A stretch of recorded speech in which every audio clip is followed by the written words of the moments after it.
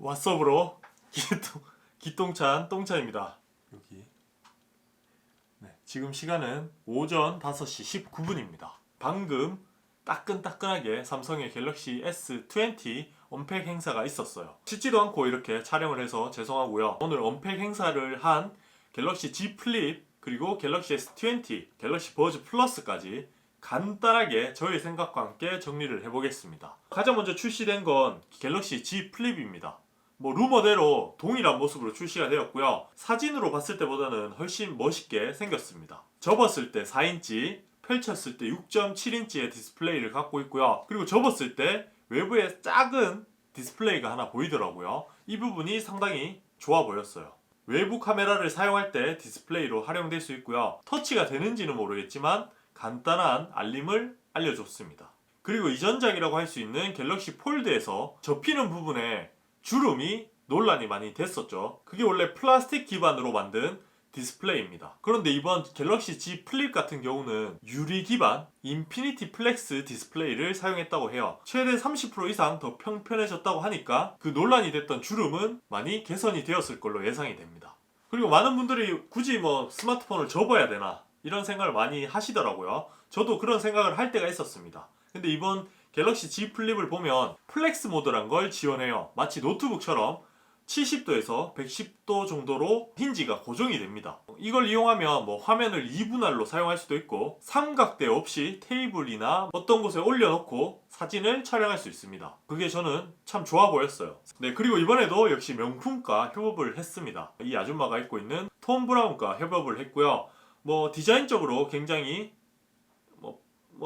좋아 보이도록 이렇게 출시가 했습니다. 명품을 좋아하시는 분들은 관심을 가져볼 만하다 이렇게 생각을 하고요. 저는 돈이 없어서 패스할게요. 그리고 갤럭시 Z 플립에 대한 상세 스펙은 그렇게 발표가 없었습니다. 아마 루머대로 스펙적인 부분은 뛰어나지 않을 걸로 생각이 되고요. 그리고 메인 이벤트라고 할 수 있는 갤럭시 20에 대한 발표가 이어졌습니다. 이번 갤럭시 20 같은 경우는 국내에서는 약간 김 빠지는 소리가 될 수도 있지만 5G 모델을 많이 강조했고요. 새로운 시대는 5G라는 걸 여실히 보여줬습니다. 초고속, 초저지연, AI, IoT 같은 새로운 기술에 대한 이야기를 많이 했습니다. 램 같은 경우도 LPDDR5를 적용했다고 해요. 이전 세대의 LPDDR4에 비하면 1.5배 빨라진 속도 그리고 30% 절약되는 전력, 그래서 배터리 타임도 늘어나고 성능도 좋아진다. 이게 삼성의 주장입니다. 그리고 많이 기대했던 120Hz의 주사율을 지원한다고 공식 발표했습니다. 배터리는 울트라 5000mAh, 갤럭시 S20 플러스는 4500mAh, 갤럭시 S20 같은 경우는 4000mAh로 배터리 양이 꽤 많아요. 120Hz의 주사율을 버티기 위해서는 배터리도 훨씬 많아야겠죠. 그리고 역시 카메라를 많이 강조했어요. 루머에서도 많이 전달되었지만 10배까지 광학식 줌이 가능하고요. 100배 전자식 줌이죠. 스페이스 줌이라고 불리우는 줌을 보여줬습니다. 시연 장면만 보면 굉장히 놀랍긴 했어요.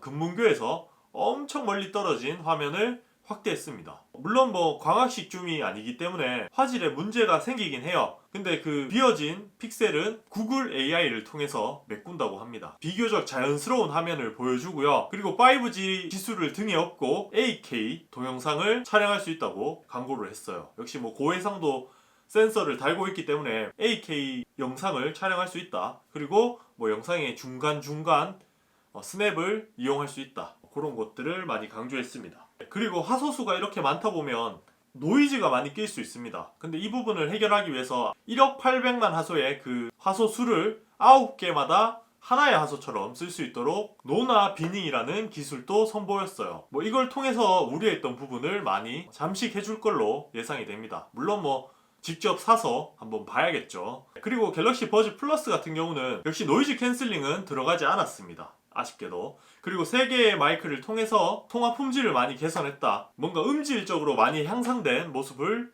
보여줄 것 같습니다. 베이스가 좋아졌다 이런 부분도 살짝 나왔거든요. 확실히 갤럭시 버즈보다는 좋은 음질, 좋은 통화 품질을 보여줄 걸로 예상이 됩니다.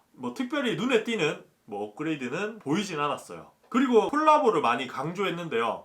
역시 삼성의 최대 약점이라고 할 수 있는 OS, 소프트웨어, 컨텐츠가 없다는 그런 부분을 콜라보를 통해서 많이 채워나가려고 하는 모습을 보여줬습니다. 뭐 넷플릭스와 협업, 구글과의 협업, 네, 이런 것들을 많이 강조하는 모습이었고요. 사실 삼성이 그렇게 전체적으로 보면 순탄해 보이지만 살짝 위험한 부분도 꽤 많이 보여요. 앞으로의 숙제가 꽤 많다고 볼 수 있죠. 애플은 워낙 생태계가 꽉 짜여져 있기 때문에 그런 뭔가 진입 장벽이 있다면 갤럭시 같은 경우는 하드웨어 성능으로 때려잡기 때문에 중국의 추격을 뿌리칠 뭔가 이렇게 장벽이 필요하다고 생각합니다. 그 장벽을 콜라보를 통해서 많이 풀어가려는 모습을 보여주는데 저는 좀 그게 아쉽긴 해요. 삼성이 뭔가 전공법으로 제대로 풀어갔으면 합니다. 지금까지도 성공적이었지만 앞으로 애플만큼 혹은 애플을 뛰어넘는 그런 생태계를 만들어줬으면 좋겠어요. 여기까지 제가 나름대로 정리해본 갤럭시 S20 언팩 행사였고요. 오늘 영상이 도움이 되셨거나 재미있었다면